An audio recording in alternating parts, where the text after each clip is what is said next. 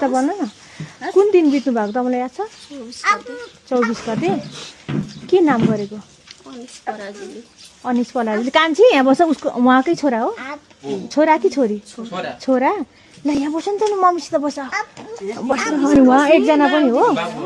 अनि उहाँ चाहिँ तपाईँ चाहिँ बुवा हो बिचरा रोइरहनु भएको छ अघिदेखिबाट नरुनु बुवा अब सबैजनाको त्यसरी बितेर गएको छ यहाँ आउनु त किन रुनुभयो भने त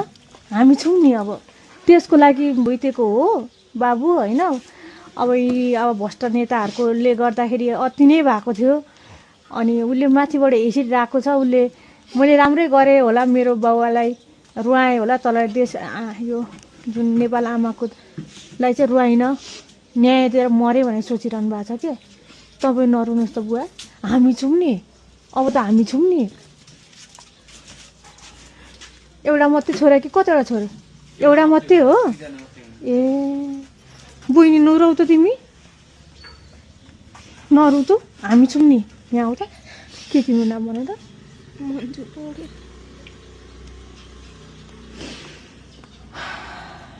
हो कति वर्ष भयो कान्छा 22 महिना लाग्यो तिमी नरौ त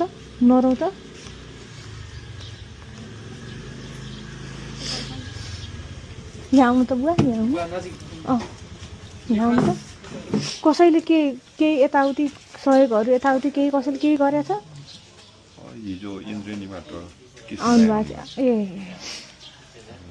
अस्ति हामी त्यो दुःखमा बस्दाखेरि गृहमन्त्रीज्यू आउनुभएको थियो ए अनि त्यस पछाडि डाक्टर भट्टराई हाम्रो गाउँकै नजिकको फेरि केही गर्छु भन्नुभयो उहाँहरूले तपाईँहरूलाई हामी पछि बोल्ने कुराहरू बोलौँला त्यसको लागि उहाँ बाबु पनि है कति वर्षको तिमी 14 वर्षको लाग्यो छोरा कति वर्षको हुनुहुन्थ्यो अलिक एजको हुनुहुन्थ्यो अरे भन्ने सुनेको थिएँ मैले है हो 42 वर्ष लागे पनि जेन्जीको आन्दोलनमै जानु भयो भनेर कुरा आएको थियो ए त्यही त अब ए नमस्ते ए तपाईँहरू परिवार एकै ठाउँ बस्नुहुन्छ अहिले तपाईँहरू तिम्रो माइत कहाँ मेरो लमजुङ हो ए भोटेवटातिर हो क्या हो ए त्यही त एकदमै दुःख लाग्यो अब के गर्नु सबैजनाको ऊ छ सबैजनाको बिजोगै छ अहिले अब देशको लागि लड्दाखेरि कसैको चाहिँ छोरा खुसिया छ कसैको श्रीमान खुसिया छ कसैको हेर बाबा खुसिया छ प्रभु अब यस्तै भएको छ अब हामीले चाहिँ केही सहयोग ल्याएको छौँ के बहिनी तिमीलाई अब केही अरू भए पनि नाना बानालाई त केही गर्नु पऱ्यो नि है केही भनेर अब खाना बस्नलाई भनेर तपाईँहरूलाई खास चाहिँ हामीले 1 लाख मात्रै दिनु भनेर आएको तर तपाईँहरूको अवस्था देखेर चाहिँ मैले नानी यति सानो छ छोरी यति सानो छ यसमा कति छ 1 लाख छ कान्छ 1 लाख छ यसमा 80 छ 20 छ यसमा 80 यो 1,20,000 भयो होइन 1,80,000 भयो यो 80,000 भयो यो 1 लाख भयो यो 1,80,000 भयो अनि यो 20,000 चाहिँ बुवालाई छुट्टै केही यताउति चल्नुलाई भनेर क्या है अनि त्यो गरेको छौँ अनि नानी यहाँ आऊ त अब ज्ञानी भएर पढ्ने कहाँ पढ्ने हो तिमी कसको छोरा रे भन त बाबाको नाम भन्छौ त बाबाले हेरिरहनु भएको छ माथिबाट अब जे भए पनि अब हामी छौँ है बुवा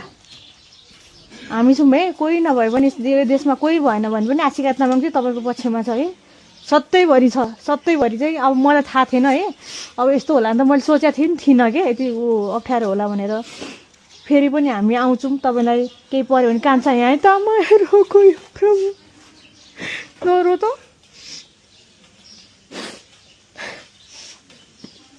कहाँ पढ्छ तिमी कान्छा भन त नर्थ पोलमा पढ्छौ अनि के अरे कति क्लास तिमी 8मा हो कस्तो ह्यान्डसम रहेछौ कति क्युट रहेछौ कान्छा कस्तो मम्मी जस्तै हो कि बाबा जस्तो हो त नरौ अनि हामी छौँ आजका दिदीलाई चिन्छौ आजका दिदीले तिमीलाई जहिले पनि साथ दिन्छ नि नम्बर लिइराख्नु घरमा केही समस्या पर्यो केही गाह्रो भयो नि मलाई कल गर्नु ल कान्छा है अहिले पनि केही चाहिन्छ तिमीलाई के खेल्नु मन छ तिमीलाई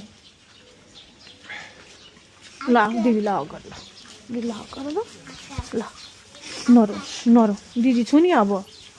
है केही गर्नुपर्छ यहीँ बसेर केही गर्नुपर्छ पढ्नुपर्छ ठुलो मान्छे बन्नुपर्छ बाबाले माथिबाट हेर्नुपर्छ I am proud of your son भनेर बसिरहनु भएको छ माथिबाट हेरिरहेको छ नि बाबाले है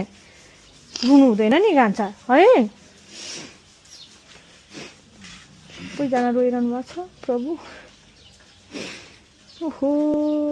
एउटा मान्छे नहुँदा कस्तो हुँदो रहेछ घर